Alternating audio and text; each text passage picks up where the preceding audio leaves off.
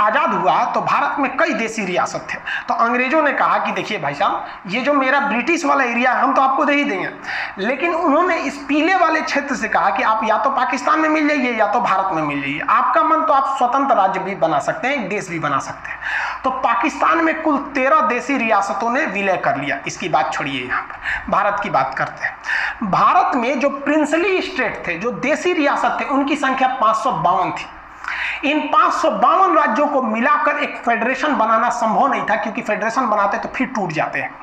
इसलिए सरदार पटेल की जिम्मेदारी दी गई कि इसको मिलाकर यूनियन बनाइए। इस काम में 3 लोगों की महत्वपूर्ण भूमिका है। सरदार पटेल, वीपी मेनन उस समय के आईएएस अधिकारी सचिव हुआ करते थे, और माउंटबेटन का भी योगदान है। ये तीनों क्वेश्चन पूछता है। एक बार एग्जाम में पूछा था कि राज्यों के एकीकरण में किसका योगदान था, सरदार पटेल और वीपी मेनन का नाम ही नहीं था, तो उस समय आप लगाएंगे माउंटबेटन को। इन तीनों लोगों की ने मिलकर 552 राज्यों को आपस में मिला दिया। लेकिन 3 राज्य ससुरे बड़ी मनबड़ था सब। अब वो 3 राज्य कौन कौन से, तो भाई एक हैदराबाद, यहां देखिए ये जो देख रहे हैं ना, ये पहले एक स्टेट हुआ करता था हैदराबाद, आज भले एक शहर है, एक स्टेट हुआ करता था। हैदराबाद के राजा का अलग ही डिमांड था, उनको अलग राज्य चाहिए था। अरे भाई साहब, भाई ये अलग देश कहां बनाएंगे बिचुआ में से, यहां से अलग देश के लिए। लेकिन यहां पर अराजकता फैल गई, मारपीट बहुत होने लगा। तो भारत सरदार पटेल ने चारों ओर से पुलिस भेज दिया, चारों ओर से। वो आर्मी थी, पुलिस की वर्दी में गई थी, जिसका नाम दिया गया ऑपरेशन पोलो। ऑपरेशन पोलो के तहत हैदराबाद को भारत में मिला दिया गया। इनके स्वतंत्र देश का सपना हमेशा के लिए टूट गया यहाँ पर। तो ये ऑपरेशन पोलो सफल हुआ। दूसरा ये वाला राज्य था जूनागढ़। जूनागढ़ क्या था कि जूनागढ़ की जनसंख्या जो थी, अधिकतर जनसंख्या हिंदू थी, लेकिन वहां के राजा जो थे वो मुस्लिम थे। तो जूनागढ़ ने कहा कि नहीं भाई, हम पाकिस्तान में जाना चाहते हैं। अरे भाई साहब, तू यहां से पाकिस्तान में कैसे जाएगा। तो सरदार पटेल ने जूनागढ़ में रेफरेंडम करा दिया, जनमत संग्रह। वहां के लोगों से पूछा आप कहां रहना चाहते हैं। ज्यादातर लोगों ने कहा हिंदुस्तान में रहना चाहते हैं। बस जैसे हिंदुस्तान में रहना चाहते हैं, ये वाला भी मैटर सॉल्व हो गया। लेकिन अलग मैटर हो गया जम्मू कश्मीर के साथ। जम्मू कश्मीर की सिचुएशन थोड़ी अलग थी। यहाँ जनता ज्यादातर मुस्लिम थी, लेकिन राजा हिंदू थे, राजा हरि सिंह। और राजा हरि सिंह ने अलग टाइप का डिसीजन ले लिया। उन्होंने कहा कि ना हम भारत में मिलेंगे और ना ही हम पाकिस्तान में मिलेंगे, हम एक अलग देश बनाएंगे। तो अंग्रेजों ने तो खुली छूट दी थी कि भाई जिन्हें अपना देश बनाना है बना लें। तो भारत ने कुछ नहीं किया, और लेकिन पाकिस्तान ने ना वहां से दगाबाजी किया। पाकिस्तान आतंकवादियों को घुसा दिया इस एरिया में, धड़ाधड़ यहाँ आतंकवादियों का पूरा घुस गया सब। इतना एरिया में आतंकवादी पूरा घुस गए थे सब। अब राजा हरि सिंह को लग गया कि अगर हम अपना देश बनाने के लिए चलेंगे ना तो मेरा परिवार भी नहीं बचेगा।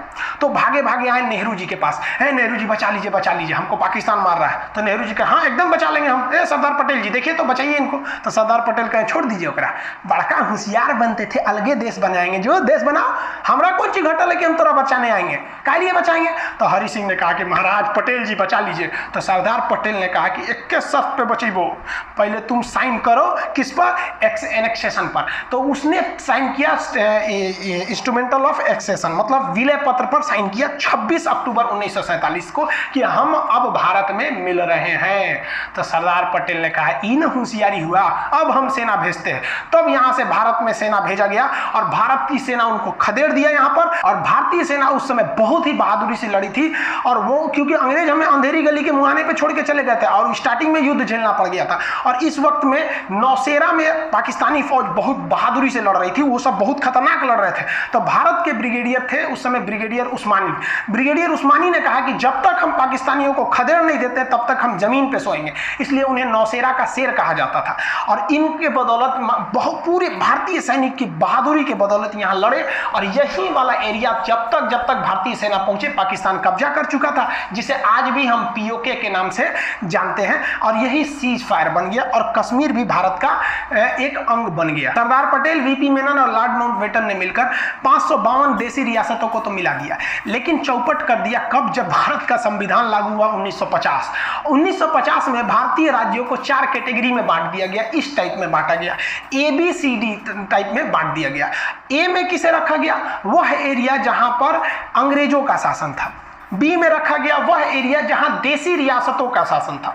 सी में रखा गया वह एरिया जहां वह बड़े शहर जहां अंग्रेज न केवल उस शहर पर कब्जा कर रहे थे, जैसे अजमेर के अगल बगल में नहीं किए थे, मेन सिटी अजमेर, भोपाल, इस सब टाइप में, तो उसे कमिश्नरी स्टेट कहा गया, उसे सी टाइप में रखा गया था। और डी में तो यूनियन टेरिटरी, जिसमें केवल आपका अंडमान निकोबार था। तो इस तरह से भारत थे साहब। अजी बताइए इस तरह से भारत का नक्शा था। देखिए ना, ये अजमेर अलग है, भोपाल अलग है, इस टाइप का। मैसूर में अलग था, कमिश्नर का शासन चल रहा था, अलग अलग टाइप का था भाई, प्रिंसरी स्टेट वगैरह थे। तो अब क्या किया जाए प्रिंसरी स्टेट में, अब इसका शासन करने में बड़ा दिक्कत होता था। तो इसको बेहतरीन ढंग से बनाने के लिए कई कमिटीज का गठन किया गया, जिसमें सबसे पहली कमेटी थी इलाहाबाद हाई कोर्ट के जज एस.के. धर कमीशन, जिसे एस.के. धर आयोग कहते हैं, 1948 में बैठी थी।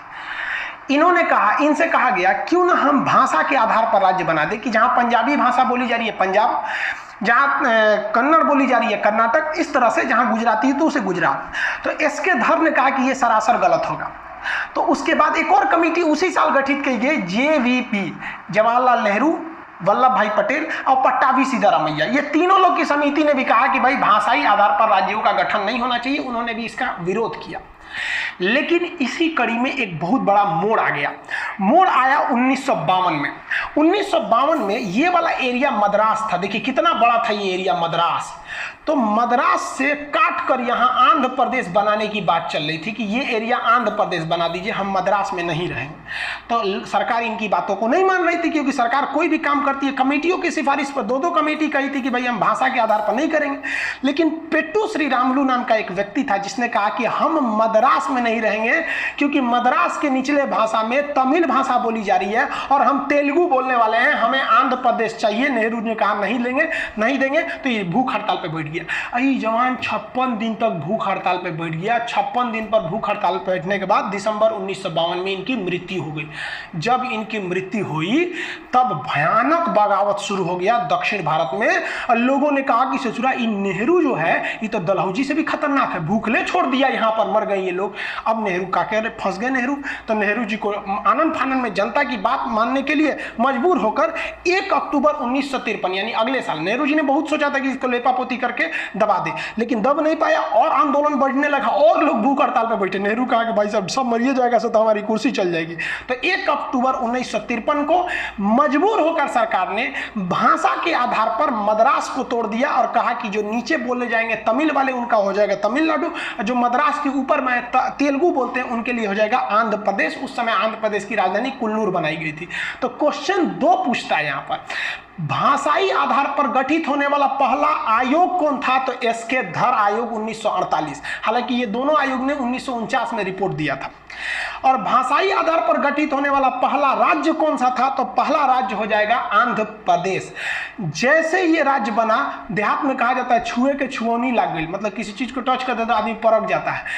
बाकी राज्यों ने देखा कि अरे भाई साहब हम भी भाषा के आधार पर राज्य बनेंगे। तो गुजरात वाला कह रहा है कि भाई साहब ये बंबई यहाँ से यहाँ तक है, ये हमारा अलग रहेगा, गुजरातियों के लिए गुजरात, मराठियों के लिए महाराष्ट्र। ले भाई साहब बवाल चालू, सबके लिए, सबको अलग अलग भाषा के लिए। सरकार पगला गई कि एगो को मनाने के चक्कर में गए ना, पूरे भारत में बवाल हो गया। इसलिए सरकार ने सोचा कि हम सुप्रीम कोर्ट से सलाह लेते हैं। तो सुप्रीम कोर्ट के जज थे खान बहादुर सर सईद फजल अली, जिन्हें हम लोग शॉर्टकट में फजल अली कहते हैं। तो सुप्रीम कोर्ट के जज फजल अली के नेतृत्व में एक आयोग का गठन किया गया और उन्हें कहा गया कि आप डिसीजन लीजिए कि देश का भविष्य किसमें ठीक है, भाषा के आधार पर किया जाए या क्षेत्र के आधार पर किया जाए। तो फजल अली आयोग में 3 सदस्य थे, एक फजल अली थे, 2 अन्य लोग थे। इसका गठन 1953 में हुआ था, लेकिन ये 2 साल बाद रिपोर्ट दिया था, 3 साल बाद 1956 में। याद रखिएगा गठन 53, 56 पूछता है, ज्यादातर रिपोर्ट पूछता है 1956 में।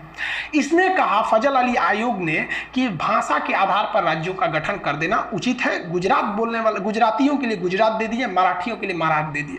लेकिन ऐसा कानून नहीं होना चाहिए कि जिन्हें गुजराती नहीं आती है वो गुजरात में नहीं रह सकते हैं, जिन्हें मराठी नहीं आती है वो मराठ में नहीं रह सकते। वो सबके लिए रहेगा, यानी कि एक राज्य एक भाषा वाला कानून नहीं होना चाहिए। जो आज महाराष्ट्र के कई लोग ऐसे न्यूज में आ जाता है कि भाई महाराष्ट्र में रहना है तो मराठी बोलना है। हालांकि हम ग्राउंड लेवल पे नहीं जानते, जो ऐसे न्यूज आते हैं उसे हम लोग आपको बता रहे हैं। ऐसा नहीं होना चाहिए, पूरे देश में ऐसा होता भी नहीं। आप दिल्ली जाइए तो हर जगह के लोग रहेंगे।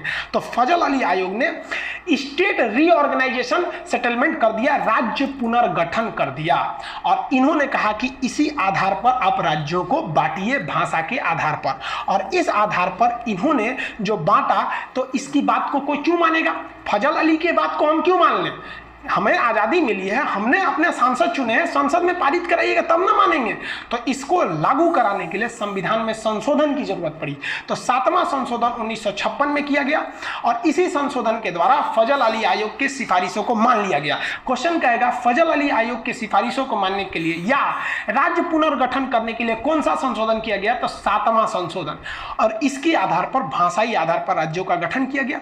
उस समय 14 राज्य बनाए गए और 6 केंद्र शासित प्रदेश बनाए गए। हम ये बता देंगे कि 6 से केंद्र शासित प्रदेश क्यों बनाए जाते हैं, ये आगे टॉपिक है उसमें बताएंगे। तो ये भी याद रखिएगा, फजल अली आयोग के द्वारा 14 राज्य, 6 केंद्र शासित, यानी टोटल 20 बनाए गए।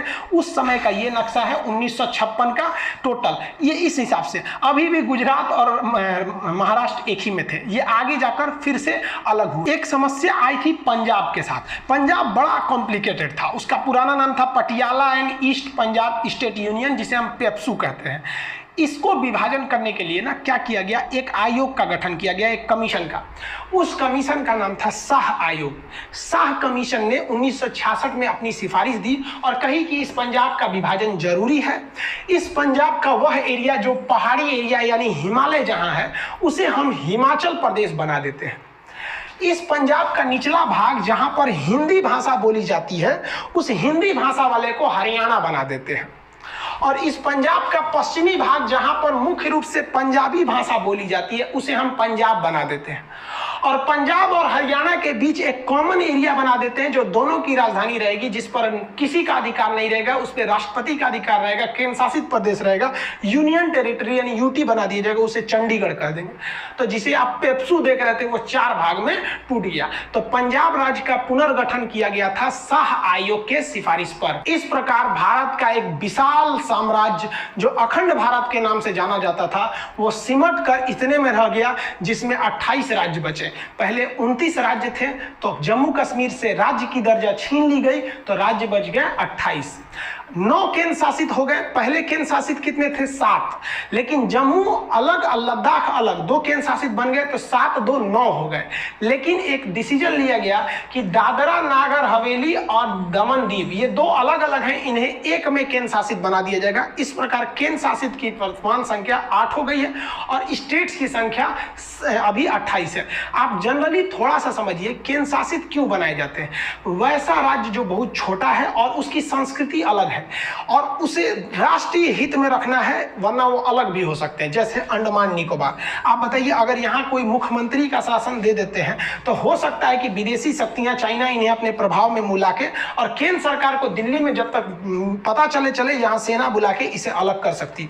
इसलिए सरकार ने इसे केंद्र शासित बना दिया कि यहाँ मुख्यमंत्री रहेगा नहीं, सीधे यहाँ क्या हो रहा है ये दिल्ली डिसाइड करेगी। जैसे यहाँ लक्षद्वीप पाकिस्तान इधर से आके भी मिला सकता है, मुख्यमंत्री को पैसा वैसा दे देगा, कहे कि तुमको और कर देंगे, भाई कुछ भी हो सकता है। इसलिए कहा गया भाई साहब यहाँ तुम काम झाम कर दे नहीं करो, यहाँ का सारा डिसीजन दिल्ली लेगा। ऐसे ही पाकिस्तान यहाँ पे कर रहा था जम्मू कश्मीर में, मोदी जी ने कहा कि काम करे भाई, तुम राज्य रहबे नहीं करेगा, मुख्यमंत्री वगैरह नहीं रहोगे यहाँ पर। मुख्यमंत्री क्यों बनाए जाते हैं? वहाँ विधानसभा होती है, तो कह दिया भाई यहाँ का सारा शासन दिल्ली देखेगा। और यहाँ पर एक असेंबली बना दी गई जिसमें मुख्यमंत्री, जैसे केंद्र शासित के मुख्यमंत्री के पास ज्यादा पावर नहीं रहता है, सारा डिसीजन दिल्ली से लिया जाता है। तो राष्ट्रीय महत्व का होनी चाहिए, संस्कृति अलग होनी चाहिए, देश की मुख्य भूमि से दूर होना चाहिए। कई रीजन है जिसे बनाए जाते हैं, इसके लिए संविधान में अलग प्रावधान है। कौन सा राज्य कब बना, यहाँ पर हम सबका डेट बाई डेट यहाँ लिख दिए हैं। आप इसका स्क्रीनशॉट लेना चाहें तो ले सकते हैं, इसका PDF वगैरह एप्लीकेशन में है। जब तक आप इसी पे क्लास रेगुलर देखिए। आज संविधान का आपने एक भाग को खत्म कर दिया। अभी संविधान में टोटल 22 भाग थे, एक खत्म हो गया, 21 बचा। आई होप आप ये सब चीजों को समझ गए होंगे। मिलेंगे नेक्स्ट वीडियो में, तब तक के लिए जय हिंद।